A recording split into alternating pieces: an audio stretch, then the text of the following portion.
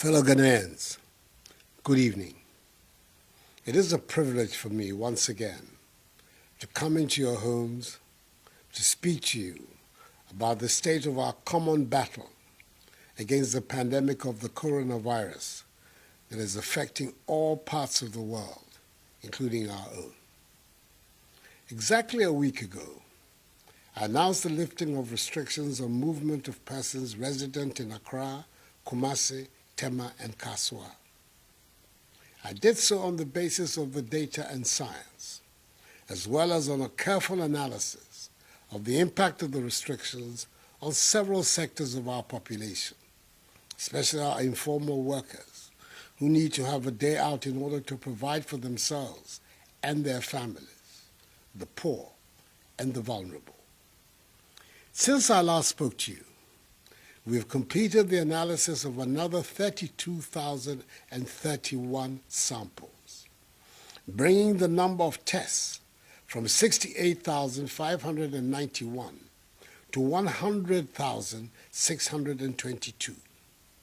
From this pool, the total number of confirmed infections has gone up from 1,042 to 1,550. Our recoveries are now 155 and deaths 11. The 2 new cases of deaths, like the other 9, are all of persons with underlying health issues, what the doctors call comorbidity. The positivity rate, i.e. the rate of infection from those sampled, continues to remain constant at 1.5%. 6 persons are critically ill, and the remaining 1,378 have mild or no symptoms at all and are responding to treatment. Of the 508 new confirmed cases, 465 are from the Greater Accra metropolitan area, 10 from Kaswa and the Central region, 7 from the Ashanti region, 6 in the Eastern region, 2 in the Northern region, 1 in Western North, and 17 from the Oti region. These 17 were the result of interceptions near Nkwanta by officers of the Immigration Service and other security personnel of 2 cargo vehicles that had on board a total of 67 passengers who were illegally entering the region from Accra during the period of the lockdown, and all of whom were tested, with 17 proving positive. We are still very much in uncharted territory, and clearly we still have some way to go towards ridding ourselves of the virus. The truth is that this will be a long war, broken up into several battles. Indeed, we registered a modest success in the important battle to trace and test many of the persons who had come into contact with infected persons, and we cannot and will not rest on our laurels. We will not let our guard down as the fight against this virus has to progress. We will pursue vigorously our strategy of enhanced 3 T's, i.e. tracing and testing to allow us to identify infected persons and isolating and treating them. It is the surest way to root out the virus. Our efforts will remain constant, as will our abiding faith in the Almighty and our determination to defeat the virus. We must continue to be grateful to members of the media, members of our security forces, and our health workers for their sacrifice and high sense of patriotism in their contribution to the fight against the virus. The health workers who are working day and night to care for the stricken must continually be in our prayers. Their efforts will be in vain if we at home do not support them. In addition to the incentive package given to all health workers, government has enabled domestic production and supply of protective equipment to our health workers to increase significantly. They have received in recent days 905,031 nose masks, 31,630 medical scrubs, 31,472 gowns, 46,870 head covers, and 83,595 face masks. We're also grateful for yesterday's gift of medical supplies from the government of the United States of America to help boost our testing capacity. The latest assistance we have received from a friendly foreign nation. So let us, on our part, continue to protect further our health workers by practicing social distancing, washing our hands with soap under running water, refraining from shaking hands, and yes, wearing our masks whenever we leave our homes. I'm happy to note that the hard-working Minister for Health, the Honorable Kwaku Agyeman-Manu, Member of Parliament for Doma Central, has, as of yesterday, the 25th of April 2020, issued directives to guide the production and mandatory wearing of face masks.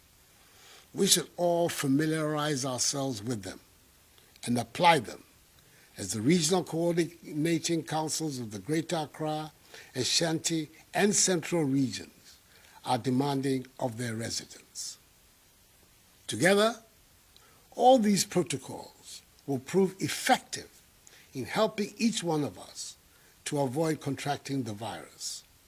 The doctors and scientists tell us that the virus is transmitted from human contact, talking, singing, coughing, sneezing, and thereby sending droplets of the virus from one person to another.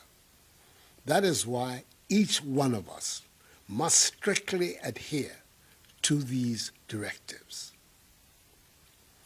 Fellow Ghanaians, in the course of this past week, I engaged a number of stakeholders to discuss the future of existing measures which have imposed restrictions on public gatherings, shut down our schools, and closed our borders.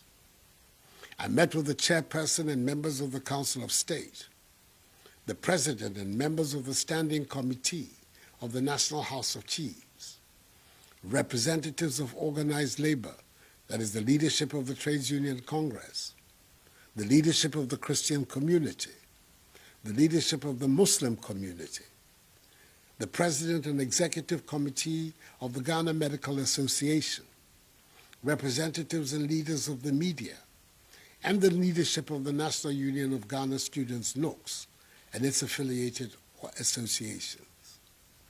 The strong consensus that emerged from these and other consultations is that the existing measures must be maintained for now until we have a firm grip on the movement of the virus. This consensus is supported by data and science, and I'm also very much of this view. I have accordingly, by executive instrument, extended for another 2 weeks the suspension of all public and social gatherings, as set out in Executive Instrument number 64 of 15th March 2020, effective tomorrow, 1 a.m., Monday, the 27th of April.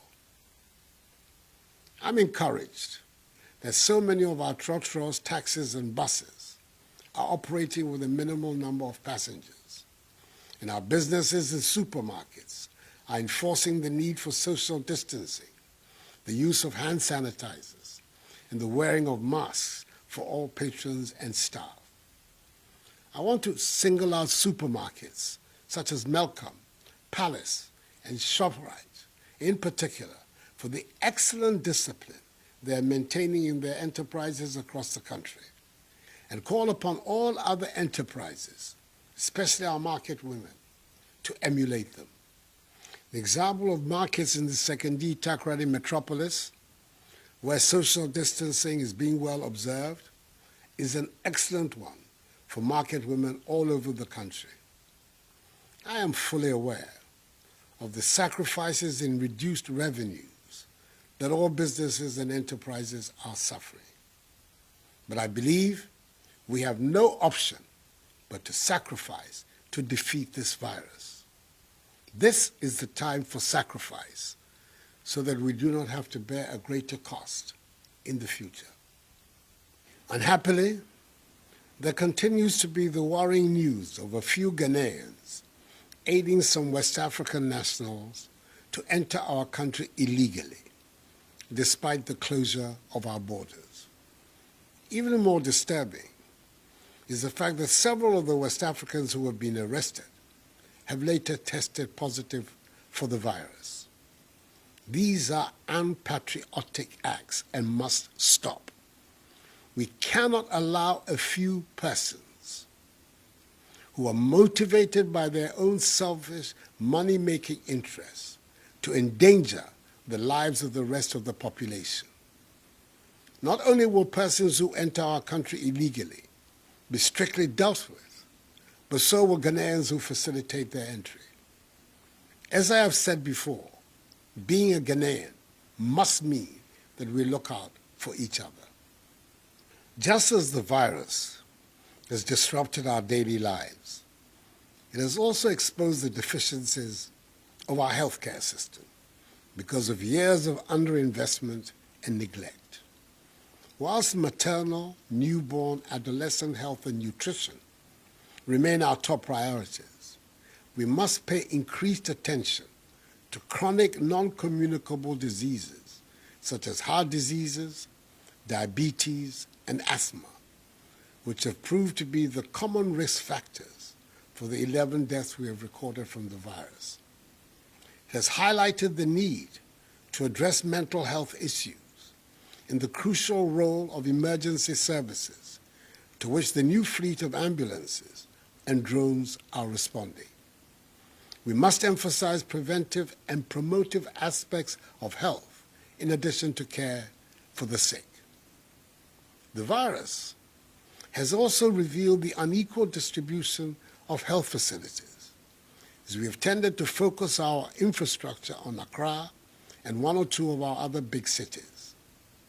But as we've seen, epidemics and pandemics, when they emerge, can spread to any part of our country. There are 88 districts in our country without district hospitals. We have 6 new regions without regional hospitals. We do not have infectious disease control centers dotted across the country. And we do not have enough testing and isolation centers for diseases like COVID-19. We must do something urgently about this. That is why government has decided to undertake a major investment in our healthcare infrastructure, the largest in our history. We will this year begin constructing 88 hospitals in the districts without hospitals. It will mean 10 in Ashanti, 9 in Volta, 9 in Central, 8 in Eastern, 7 in Greater Accra, 7 in Upper East, 5 in Northern, 5 in Oti, 5 in Upper West, 5 in Bono, 4 in Western North, 4 in Western, 3 in Ahafo, 3 in Savannah, 2 in Bono East, and 2 in Northeast regions. Each of them will be a quality, standard design 100-bed hospital with accommodation for doctors, nurses, and other health workers. And the intention is to complete them within a year. We have also put in place plans for the construction of 6 new regional hospitals in the 6 new regions, and the rehabilitation of Efiankwanta Hospital in Sekondi, which is the regional hospital of the Western region. We're going to beef up our existing laboratories and establish new ones across every region for testing. We will establish 3 infectious disease control centers for each of the zones of our country, that is the coastal, middle belt, and northern, with the overall objective of setting up a Ghana Center for Disease Control. The recent tragic CSM outbreak, with over 40 deaths, has reaffirmed the need for ready access to such infectious disease control centers, even though in our time, nobody should die of the disease. Early reporting is what is required, and I implore everybody to heed this call. We shall make these investments in our healthcare system not because it is going to be easy, but because it is self-evidently necessary to serve the needs of 21st century Ghana. The three development authorities, the Zongo Development Fund, and metropolitan, municipal, and district assemblies will be tasked to place health infrastructure amongst their highest priorities in the coming years. Soon, at the appropriate time, the exact volume of investment required will be duly and transparently laid out for public scrutiny and action.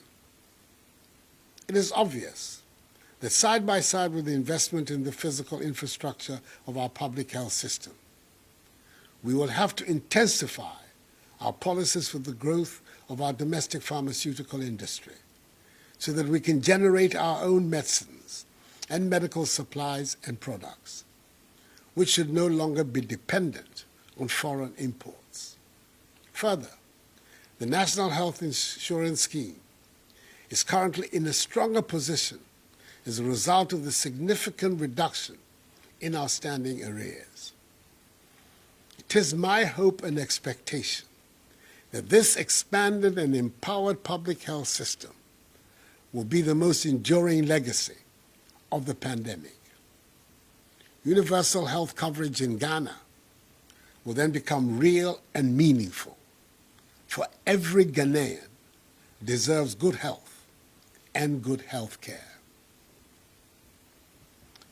Fellow Ghanaians, just as the Christian celebration of Easter was severely affected by the virus, resulting in the cancellation of the usual activities associated with Easter, the holy month of Ramadan has not been spared either. It is my understanding that in the time of the Prophet Muhammad, sallallahu alayhi wasallam, any time there was heavy rain, he admonished the faithful through the azan to stay in their houses and pray rather than going to the mosques.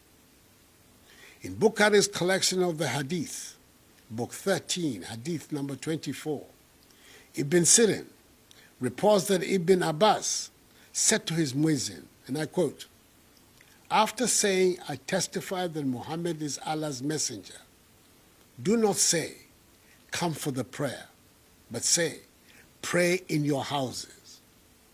It was done by one much better than I, that is, the Prophet."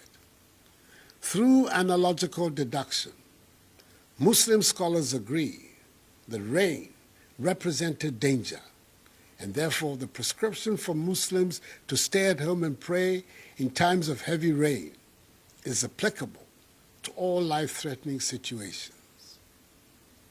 I thus call on all Muslims to heed this prophetic admonishment, to pray at home so we can protect ourselves from the danger of COVID-19.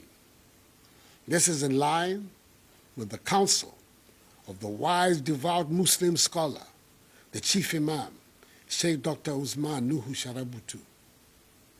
I wish all Muslims Ramadan Mubarak. In this period, let me state once again that the virus is the enemy and not one another. We must be resolute in our unity to defeat this invisible enemy. No country on earth has been spared the ravages of this virus. And my single-minded goal is how to steer the country out of this crisis, protect our population from the virus, and see to the rebuilding of our economy. Nothing else matters for me. Fellow Ghanaians, we must now begin to lift our heads above the parapet and look at our future with courage and hope. I shall be outlining shortly the path for bringing the restrictive measures systematically to an end and defining the basket of measures for the revival and growth of our national economy. We have to own our future. I'm truly proud and indeed humbled to stand here today as your president, witnessing the unfettered assistance Ghanaians have given to each other, the help you have offered to those in need, the generosity of your contributions to the COVID-19 National Trust Fund, and the support and understanding you have given to the difficult measures government has had to undertake. It is said that out of adversity comes opportunity, and through this ordeal, we Ghanaians have had the opportunity to reintroduce ourselves to one another, showing the best of who we are. The solidarity and humanity on display in these past days fills me with even more optimism that Ghana will overcome this crisis and come out even stronger and more resilient. Enuanom, nmise ni abe ahaye nyinaa. Nanso, me wa rehyehyɛ mu sɛ Onyankopɔn adaroma. Nsɛm a maka si yenye no, a yɛyɛ no, yɛkɔ so di so a, ɛno ɛna ɛbɛboa yɛn. Obiara hohoro ne nsa. Obiara ndi ne ho ni. Yɛpia yɛnhyɛ mask no. Yɛwɔ abɔnten a yɛma kwan ɛnda yɛn ntam. Yɛma sɛdeɛ sɛ asɛm bi ba a, ɛsɛ sɛ me na mebɔ mo ho ban. Momboa me na mentumi nyɛ m'adwuma. Na Onyankopɔn bɛboa ama yɛafi ɔhaw eyi mu. Anyame me, ile akeshi no ne bane, egba wo fe na. Shin ye hemo ke yeli, ake nyumodromo na. Ni bi ni nke ake wo fe, ni wo fe, ke wo ye no. No ni ba wa wo fe. Wo fe mo afuede. Ni ekwa hejuba. Ke wo jepo e. Wo wo mask e. Wo jepo e. Wo hagbe aka wote. Ini chimoji ake. Kesani ba, isani makwe, ni noko aka fenye. Nye wami, ni manye, mafe imichumo. Ni nyumo ba wawo, ni wok je, ne kesani nemi. This too shall pass, for the battle is the Lord's. May God bless us all in our homeland Ghana, and make her great and strong. I thank you for your attention, and good night.